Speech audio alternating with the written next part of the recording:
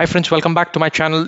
We are in Biomolecule series part 8, and in the previous series we have completed proteins, but only a small part of proteins was remaining. I forgot to explain about the Zwitter ion, so I'll just finish that part of proteins, Zwitter ion, and then we'll move on to the next part, that is vitamins. So let's focus on Zwitter ion. Now, what is Zwitter ion? Zwitter ion is that molecule which is having both the charges, both positive as well as negative charges. So is it an ionic compound? No. It is not an ionic compound. Only when an organic compound has that positive and negative charges, it is called as a Zwitter ion. And the stability of Zwitter ion is always a little low or little less. Okay, so here is your amino acid. We had seen the structure of amino acid. It is having an amino group as well as an acidic group. So this is your normal structure or the general structure of amino acid. We very well know that this is the constant part of amino acid and this is the variable part. Well, so in Zwitter ion, what do? Is we take this amino acid in acidic medium. So when I take this amino acid in acidic medium, obviously the acidic part will not react, but the base part will get ionized. Okay, so acidic part will remain as it is, and the basic part, which is NH2, will become NH3 plus. That will get ionized and it will become NH3 plus. Whereas if you take the amino acid in a basic medium, okay, in acidic medium you always know that there are H plus ions, okay, and in basic medium they're going to be OH minus ions. So we are here having the acidic part getting ionized in the basic medium. In the basic medium, the H plus will be donated by the acid, and this NH2 will remain as it is. NH2 is going to remain as it is. Okay, so in acidic part, who's getting ionized? In acidic part, the base is getting ionized, and in basic medium, who's getting ionized? The acidic part is getting ionized. So what if I adjust the pH in such a way that both the groups get ionized at the same point, and that particular pH will be called as isoelectric point. Okay, isoelectric point or isoelectric pH. So we will be getting RCCOO minus NH3 plus. You can see over here both the groups are getting ionized at isoelectric pH or isoelectric point. So this point you can see that both the groups are getting ionized at the same time, and this is called as Zwitter ion. What is it called as? Zwitter ion. Okay, so Zwitter ion decreases the solubility and stability of amino acids. That's why if you want to precipitate a protein, you should form Zwitter ions of its amino acids. It will precipitate faster. Okay, so this one small topic of proteins was remaining, that is Zwitter ion. Now after explaining this, let's move on to vitamins. So a fresh topic of the biomolecule series, that is vitamins. So till now we have finished carbohydrates, proteins in detail, in super detail. If you have not seen the previous parts, please go back to the playlist, and I've created a playlist from part 1 to part 7. This is part 8 in which we are covering proteins. So proteins, vitamins. So in vitamins, we are having, if you see the classification, earlier vitamins were called as vital amines. Okay, vital amines, important amines, because it was thought that they were having only amino functional group, but later on it was found out that there are other functional groups as well. So vitamins can be classified as water soluble and water insoluble.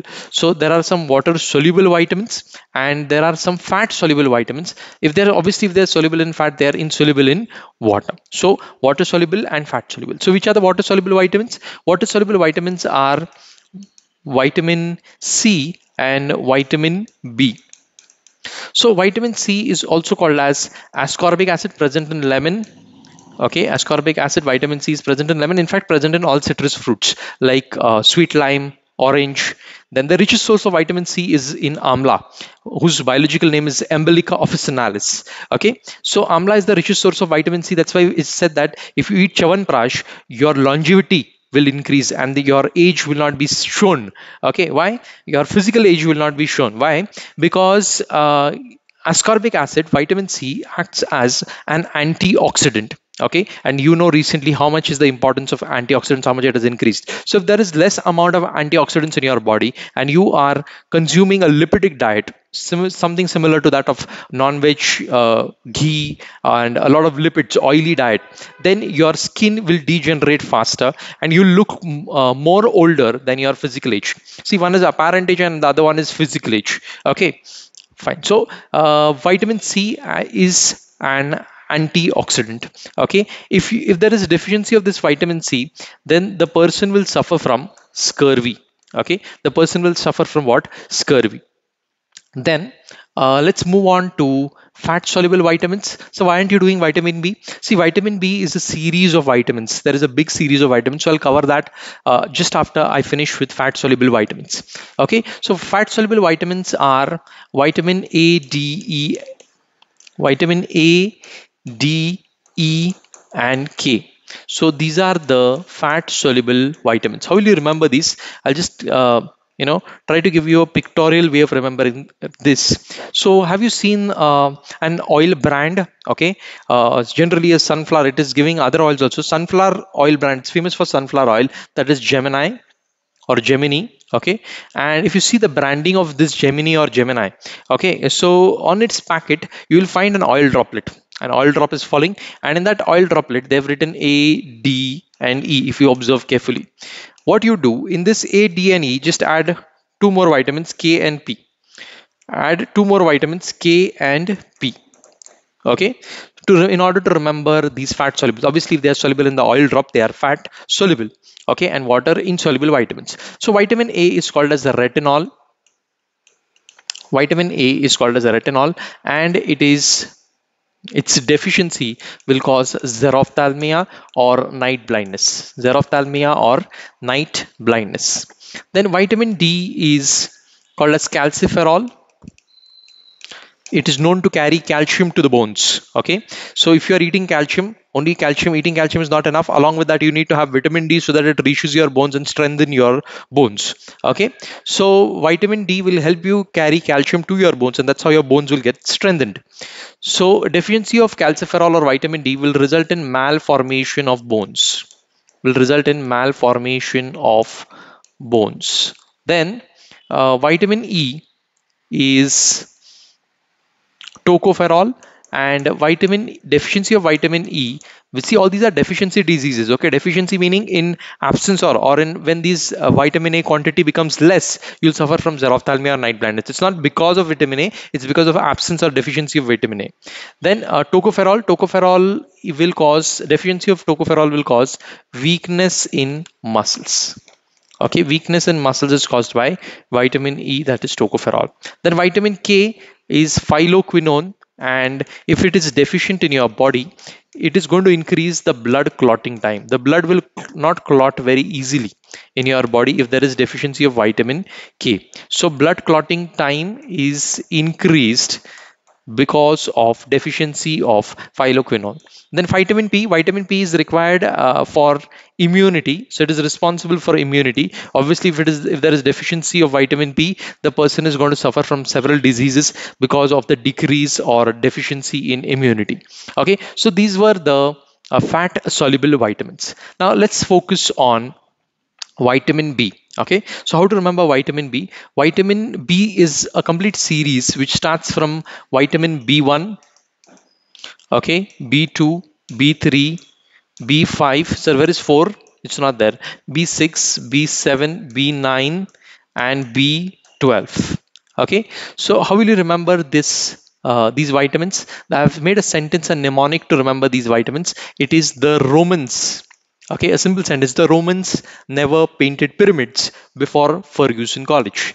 Then you just need to repeat this sentence twice or thrice in your heads. You'll memorize the sentence, and from this sentence, you'll be able to memorize the vitamin B series. The Romans never painted pyramids before Ferguson College. Now, there is a very famous college in Pune, Ferguson College. Okay, so the Romans never painted pyramids before Ferguson College. So, with the help of you'll remember thiamine. With the help of Romans, you'll remember riboflavin. Niacin will remind you of nicotinamide. Sorry, never will remind you of niacin. Nicotinamide is another name for pantothenic acid, which is vitamin B5. Nicotinamide or pantothenic acid. Then pyrimids will remind you of pyridoxine or pyridoxine, however you want to pronounce it. Okay. Then before is biotin. Before will remind us of biotin, and Ferguson will help you remind or remember folic acid, and C will or college will help you remember cyanocobalamin. Cyanocobalamin. Okay, that's vitamin B12. So the Romans never painted pyramids before Ferguson College. The for thiamine, Romans never niacin painted pantothenic acid pyramids, pyridoxine, B before biotin, Ferguson, folic acid, and college cyanocobalamin. This is how you remember vitamins B1 to B12. Okay, now the deficiency diseases of these vitamins. If you don't consume these vitamins, or if these vitamins are less in your body, deficient in your body, then what is it going to cause? It is going to cause beriberi. Vitamin B1 deficiency will cause beriberi. Vitamin B2 deficiency causes pellagra. B2 and B5 deficiency causes pellagra. Then vitamin B3 deficiency causes inflammation of tongue. Okay, inflammation of tongue. There is a double M over here. Inflammation of tongue. Then B6 deficiency of B6 causes convulsions. What are convulsions? आपने सुना होगा ना, epilepsy, fit आना, that is nothing but convulsions.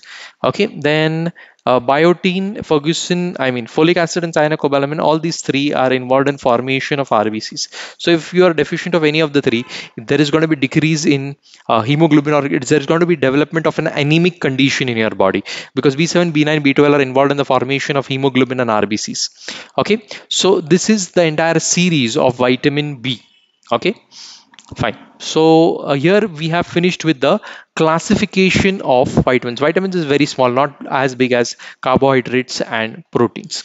Okay, so basically this is what you need to remember in vitamins. There is one more classification of vitamins which is based on the chemical structures. Okay, like aromatic vitamins. Aromatic vitamins will be pyridoxine. Then heterocyclic vitamins. Okay, then aliphatic vitamins like vitamin C. Then aromatic, heterocyclic, then aliphatic, then vitamins containing carboxylic acid group. So that is another way you classify vitamins. But just check if it's there in your book or in your syllabus, then only do it. Otherwise, no need to do that part of vitamins. This classification will be enough for you. I've told you how to remember, and I've told you how to memorize and classify vitamins. Okay, so the last part of this chapter, because lipids is not involved. Okay, lipids is not there in your syllabus, but still if you want, I'll make another video on lipids. Okay, now the last part of our chapter is nucleic acids. Okay, last part of our chapter, biomolecules, is nucleic acids. It is in this part we're going to deal all about DNA and RNA, but we will do that in our following part.